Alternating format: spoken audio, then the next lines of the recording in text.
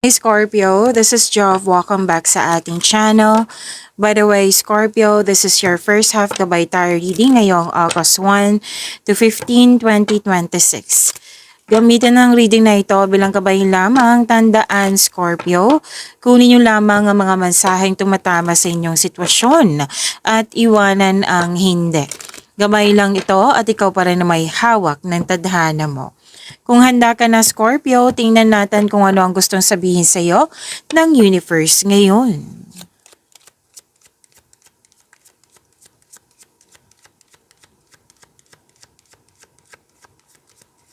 Mga parating po para kay Scorpio ngayong August 1 to 15, 2026.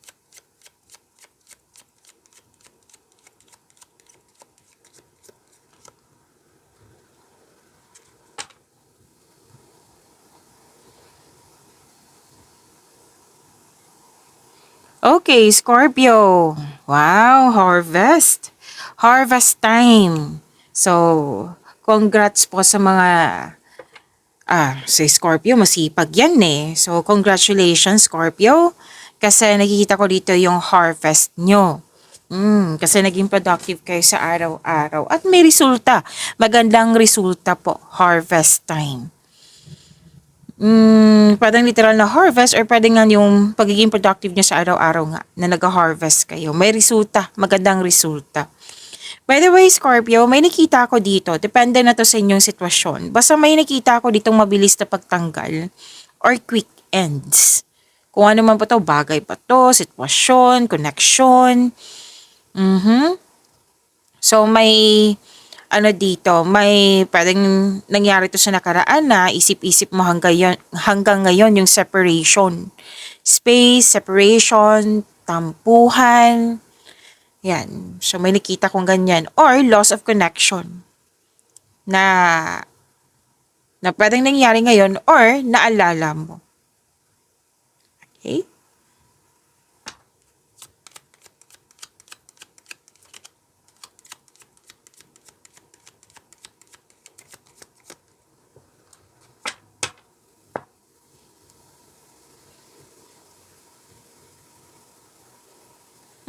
Loss of connection sa isang lalaki? May lumabas na energy dito.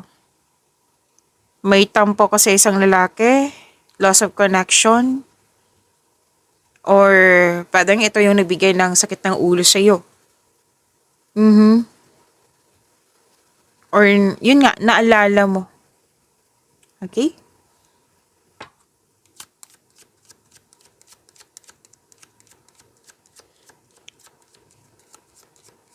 Pwede din po na malaki talaga ang influence niya ngayong first half of the month na some of you sakit sa ulo or siya yung nagbigay ng tulong sa iyo. Okay?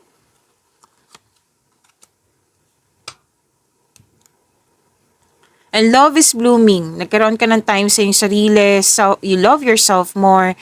May bagong pasok sa buhay pag-ibig sa relasyon po ito. Pwede na nagkabalikan, nagkakaunawaan, nagkaayos. Okay? So, may nakita kong ligawan dito. Attraction, affection. Yes, love is blooming kay Scorpio.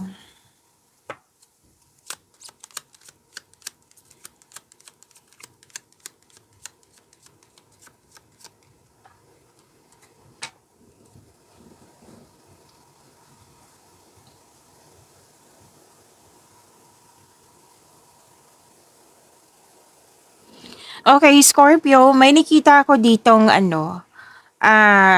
pwedeng ikaw yung nagbigay ng wisdom message. Pwedeng ikaw yung naka-receive ng wisdom message. Kasi some of you, may energy kasi ditong na parating iniisip tong loss of connection. Tapos, may kausap ka dito na which is handa naman tulungan ka, handang makinig sa'yo, handa kang tulungan. Nagbigay nga ito ng wisdom message sa iyo. Nang siyang dahilan na nagpatuloy ka. Nang siyang dahilan na motivate ka, you're taking action with courage po. And by energy dito, Scorpio, na pwedeng ikaw yung nagbigay ng wisdom message, support sa isang tao, sa isang lalaki ha, May nakita kong energy ng lalaki dito eh. Pwede din naman po sa babae, pero most of you lalaki to. Na nagbigay ka ng support sa kanya, wisdom message siya kaya, kasi naguguluhan siya eh. So, nakikita ko dito yung clear intention. Talagang tunay yung intention. Okay? So, this is an act of giving and receiving kasi. Baka ang iba sa inyo naguguluhan dyan. Pwedeng ikaw yung gumawa nito or pwedeng ikaw yung naka-receive. Okay?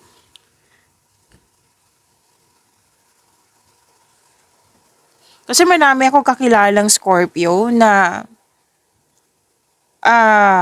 tahimik pero nagbibigay talaga ng advice. Lalo na't kailangan na talaga ng tulong yung tao.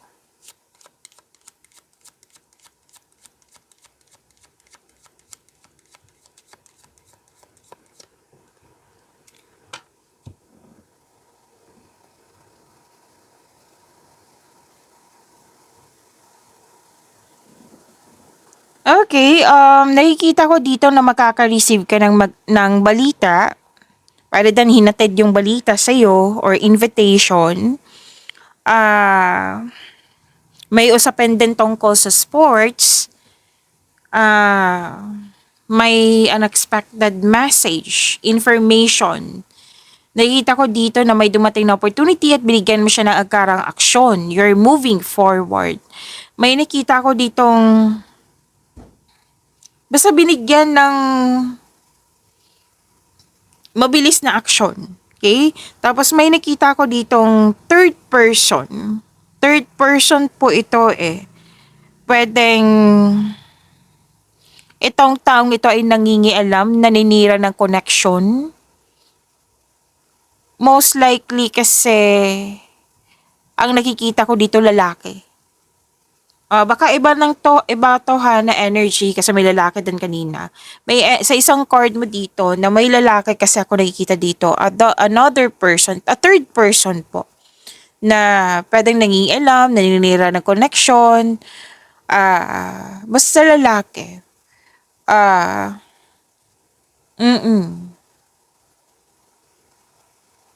Pwedeng biglaan din yung pagdating niya. Okay?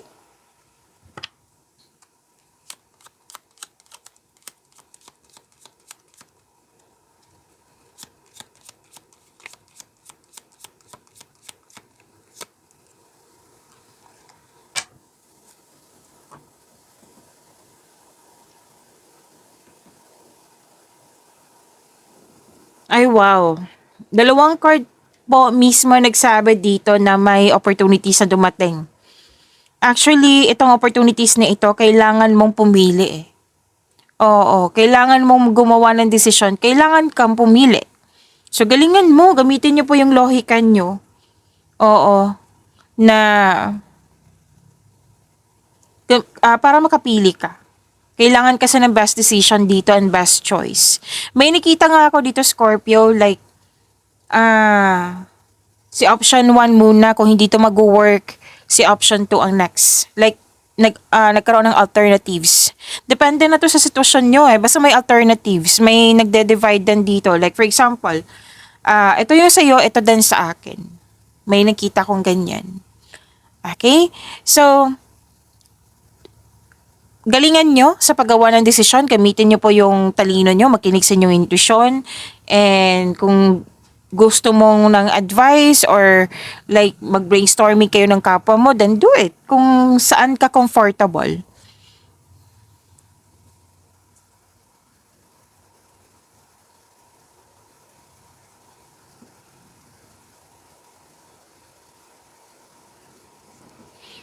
Okay.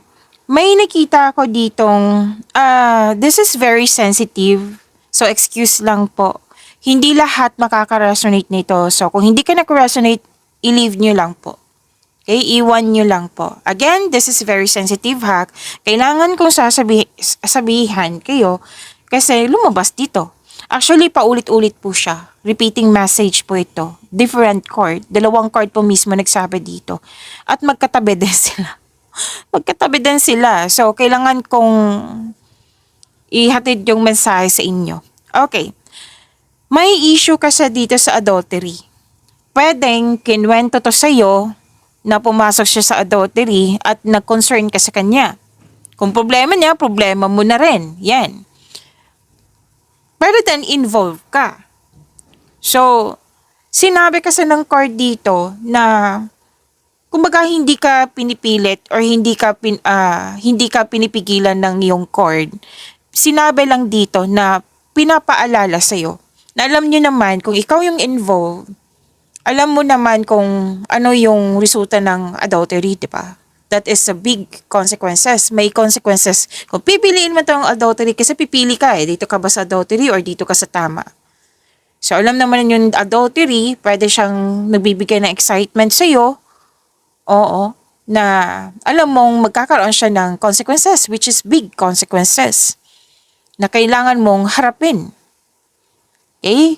Na magbibigay talaga ito ng sakit ng ulo kasi this is considered as a temptation. Na pwedeng ikaw single, pwedeng committed yung taong yon. So, alam nyo naman, committed, blessed yan, di ba? Blessed yan kay yung couple. Di ba? Blessed yung couple na yan. So, pag-isipan ng mabuti, sinasabihan ka ng card dito, o papasok ka ba dito? Which is, magbibigay ito ng gulo sa iyo, magbibigay ito ng malaking consequences sa iyo, magbibigay ito ng maraming overthinking. Oo. Kasi may involved na a third person, 'di ba? A third person. Sinabi ng card dito nasa iyo na kailangan mo lang isama sa isipin, kumbaga isama mo sa isipan mo na so kung pipiliin ko to, pero magiging ready ka sa consequences, okay? And pipiliin mo ba yung inner peace? Kasi we're here to find inner peace, di ba? Inner peace, na kumbaga, yung makokontrol mo kasi is yung action mo, response mo. Okay? Inspiration is magbibigay talaga ng inner peace sa'yo. Temptation, third party concern, adultery, magbibigay yan ng sakit ng ulo. But if you're game, it's your choice. It's up to you. Sabi ng yung card. Okay? Piniprepare ka lang, like, sinasabihan ka talaga na maging handa sa mga consequences. Okay? Kung ikaw po ay involved. Para lang sa yan, ang mensaheng ito para lang sa mga involved po. Na maging maingat sa pagpili. Maging ready din sa consequences. And,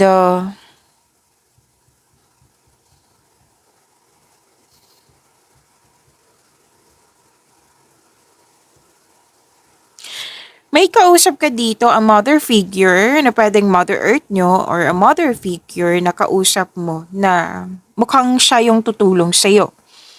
Na kasi itong taong ito ay pwedeng siya yung magbibigay ng siya yung nagbigay ng wisdom message sa'yo. Kasi nakikita ko yung strength babalik yung strength mo.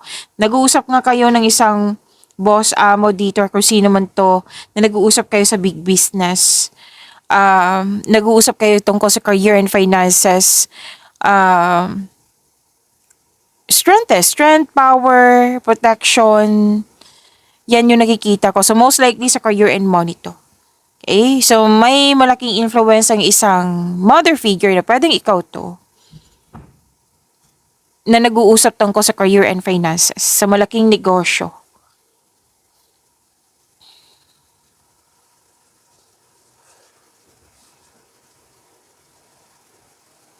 So makaka-receive kayo ng magandang balita. Magandang balita. Pwedeng may buntes, mabubuntes, nanganak, may ikakasal. May paglilipat sa malayong lugar or connection mo sa malayong lugar. Makaka-receive ka ng blessings. May change for the better. Okay? May change for the better. Makaka-receive ka ng magandang balita. Okay? Puro movement pa rin So, please expect talaga, Scorpio, na marami kang ginagawa. So, kuha tayo ng message for you, Scorpio.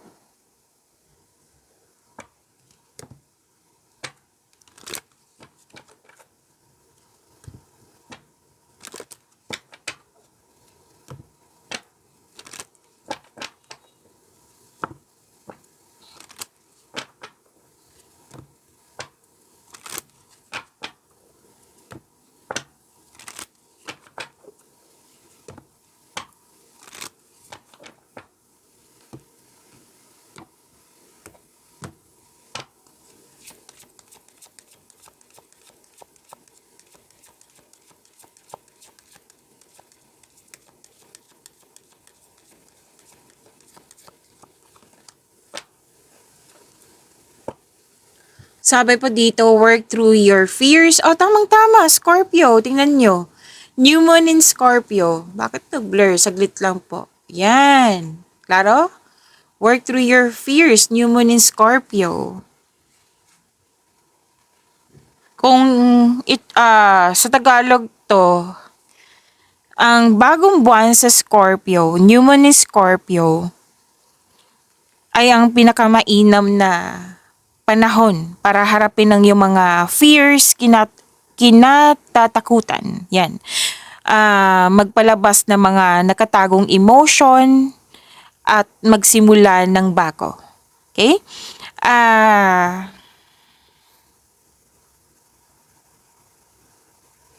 So, huminga ka ng malalim. Nararamdaman mo ba ang bigat sa iyong dibdib? Oo. So, yan ang bagong buwan sa Scorpio na kailangan mo nang i-release iyan. Tinatawag ka nitong sinasabihan ka ng New Moon in Scorpio na i-release your fears, struggles, trauma, yan, grudges, basta i-release mo na. It's about time na i-release mo na huwag kang matakot. Okay? I-identify mo. Like, ano ba ang totoong kinatatakutan mo? Ang mabigo? Ang maiwang mag-isa? Ang hindi maging sapat? So, maglaan ng oras para magkaroon ng time for reflection. Aminin mo ang mga takot na iyan. Kung ma-identify mo na, aminin mo yung mga takot na iyan. Huwag nang itago. Okay?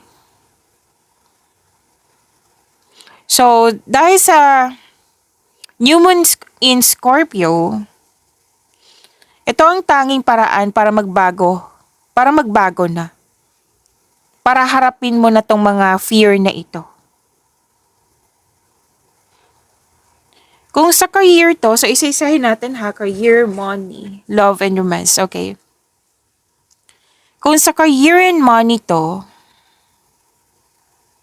ang energy kasi ng Scorpio ay humihingi ng katapatan at malalim na pagsusuri sa inyong buhay, karera, finances. Harapin ang takot sa kakulangan. Oras na para harapin ang takot na mawalan ng kung ano man itong mga takot mo, mawalan ng pera ba or hindi magtagumpay. So, bagong simula, magandang panahon ito para lalo na't mag-apply sa bagong trabaho. Sinabi din to kanina, 'di ba? Humingi ng promotion. So, this is about the time na humingi ng promotion or simulan ang negosyong matagal mo nang pinag-isipan. So, ito yung bagong simula na sinasabi ng yung New Moon in Scorpio. So, suriin ang utang at pamumuhunan. Pag-aralan ng mabuti ang iyong mga bayarin, investment o shared resources tulad ng ari-arian. Yan. Iwanan ang hindi na gumagana. Yung hindi na nag-work, hindi na nabibigay ng growth or masyadong slow. So, sinasabi kasi ng New Moon in Scorpio, it's about time na magkaroon ng growth, it's about time na magkaroon ng changes, magkaroon ng new beginning. Okay? Kung may toxicity dyan sa trabaho, ito ang sign para magplano ng exit strategy. Depende na to kung talagang exit talaga to, literal na exit na kailangan mong mag-quit or exit like put limitation na huwag kang magpa-apekto. Kung sa pag-ibig, para sa mga single, so unahin natin sa mga single po. Pagpalakas ng tiwala sa sarili to Bago ka pumasok sa bagong relasyon, Scorpio, kailangan mo munang tanggapin at mahalin ang iyong sarili. Lalo na pag-release yung mga sugat sa nakaraan. Okay? Lalo na't yung takot na maiwan or takot maloko. Yan. At maging mapanuri. Huwag pumasok sa relasyon para lang takasan ang kalungkutan. Maghanap ng totoong koneksyon. So pagbitaw sa nakaraan, yan, parating sinasabi 'di ba? Kanina pa na oras na para tuloy kalimutan yung mga taong sinaktan ka or mga multo na nakaraang kabiguan. Sa mga marelasyon sa buhay mag-asawa.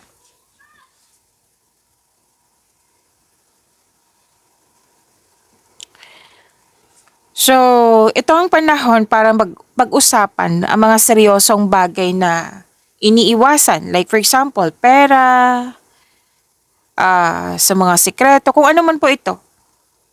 Tapos, harapin ang selos or insecurities ng magkasama upang mas maging matibay ang inyong pagsasama.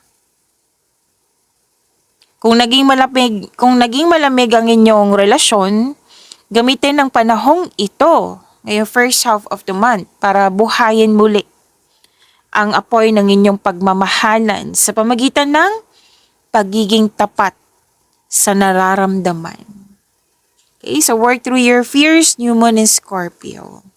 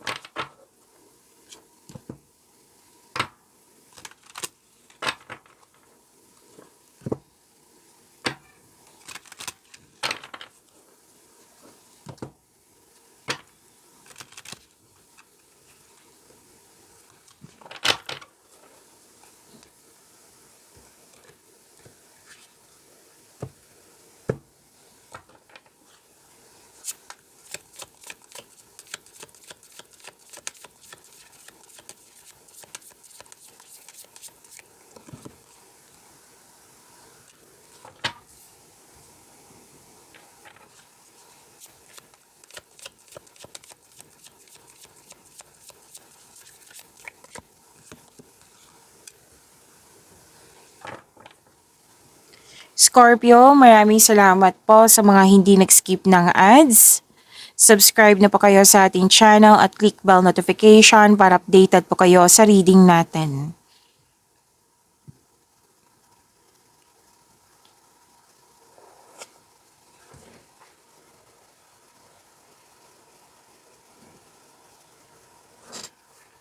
Okay, ang ganda nito. Success. At na-receive kang blessings at naging generous ka. So, wag kang magtaka na balik ng balik yung abundance sa'yo kasi very generous ka sa kapwa mo. Yes, mahusay ka sa buhay. Kahit bata pa kayo, nung bata pa kayo, mahusay na kayo sa buhay. Maparaan, mapasuporta. You have abundant in life, Scorpio. Oo, maalaga ka sa partner mo, sa family mo at maasahan ka. Ito talaga yung character ni Scorpio. Bakit ko alam? Sa study at lalo na't marami kong kakilalang Scorpio. At sa mga marelasyon dito na may mga question, mga parating iniisip. Ang advice kasi ng card dito, I believe this is an answer. Magtiwala at magbuo kayo ng lasting partnership. So again, may sinabi dito, lumabas sa inyong tarot cards na may buntes, mabubuntes ng anak, or nag-decide na mag-start na ng family.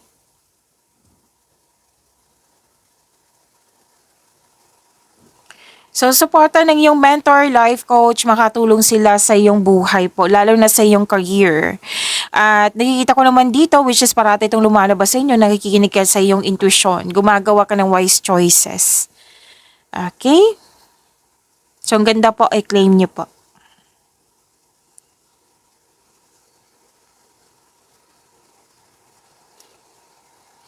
Oh, may ligawan. Lumabas dito yung ligawan. Ligawan or ino-offer, kahit ano man tong offer, ligaw ba, sa career and money ba? Kahit anong offer. So, advice to. Sinabi kasi ng card dito, observe ka muna. Huwag tanggapin agad. Observe ka muna, kilalanin mo muna, alamin mo muna. Kung ano na itong offer, kung hindi mo masyadong kilala yung tao, then kilalanin mo muna. Alamin mo muna. So, yan yung assignment mo sa first half of the month.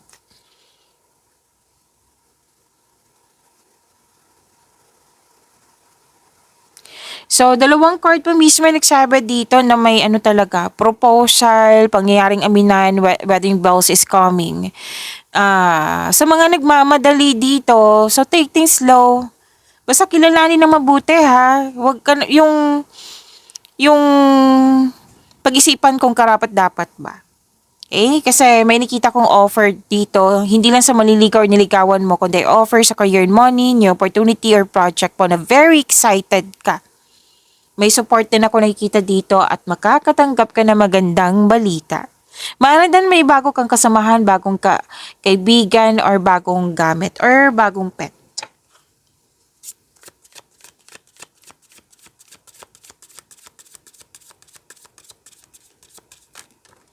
Okay, kunin natin ang dami. Kunin natin yung nakita nyo na.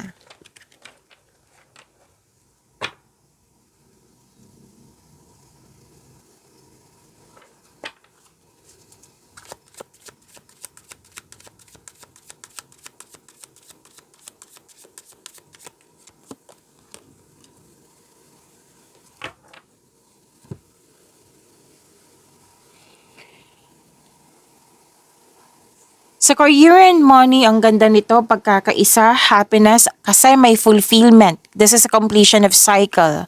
Wow, granted yung manifestation mo. Dalawang card po mismo nagsabi dito ha, completion of cycle at may new beginning. Granted yung manifestation mo, may fulfillment sa pangarap. May kasiyahan at kagalakan sa mga bagay ukol sa pamilya, kaibigan, grupo ng tao po. Success in workplace or home, i-acknowledge mo nagbigay ng suporta sa iyo galing sa grupo ng taong ito. Kung ikaw ay may balak mag-change career o magtayo ng negosyo, may mga tao dito na very supportive sa iyo. So, happiness, fulfillment sa pangarap, i-claim nyo po ito.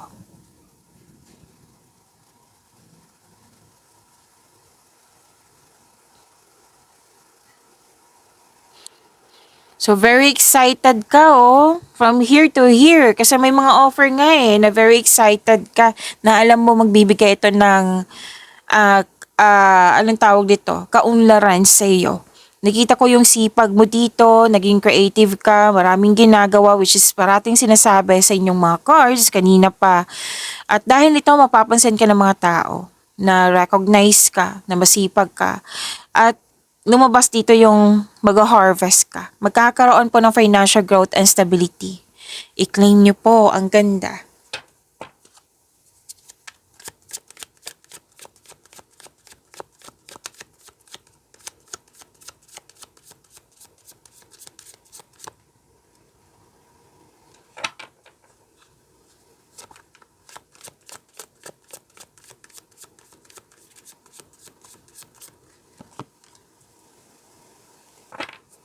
Scorpio, kung gusto nyo ma-notify kayo, like ma-prompt kayo, mapanood nyo po agad yung premiere ng video natin, i-click nyo po yung bell notification dyan.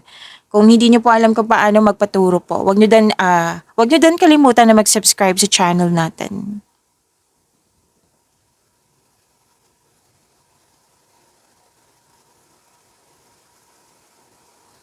Okay, may sa love and your mess. Okay. Kanina pa to sinasabi ng yung card dito na huwag kayo magmadali na magkaroon ng relasyon. Kilalanin mo muna.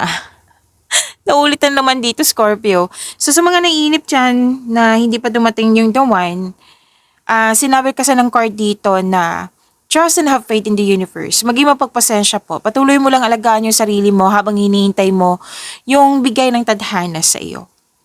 Okay? So, sa mga marelasyon sa buhay mag-asawa, naiinip kasi kayo dito. It might be this is about growth. So, kailangan mo lang magtiwala sa inyong relasyon, sa inyong sarili, at sa ating Panginoon. Basta stay patient, stay positive, and be grateful.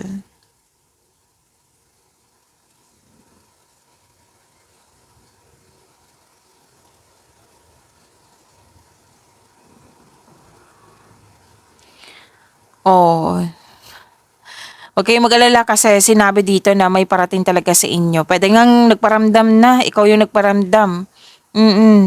Nag-enjoy kayo sa inyong mga bagong passion dyan. Para sa mga relasyon sa buhay mag-asawa, may date. May date or outing.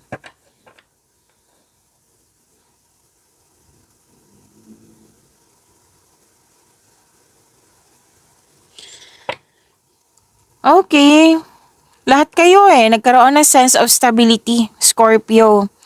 Na nag-iipon kayong lahat, single ka man marelasyon sa buhay mag-asawa kasi gusto nyong lumaki naging hard worker kayo kasi gusto nyong lumaki. Makaipon kayo ng malaki. Pera, malaking pera. Para sa future or may specific goal kayo, kaya nakikita ko talaga dito na very conservative kayo sa naipon nyo. Kasi para naman to sa future Oo, nagkaroon ng sense of stability. Binavalue mo ang pera, binavalue mo ang relasyon, binavalue mo yung sarili mo. Hindi ka madamot. Kaya nga balik ng balik sa iyo yung abundance po. Pag-imanin niyo po yung blessings na binigay sa inyo, Scorpio. See you tomorrow. Maraming salamat.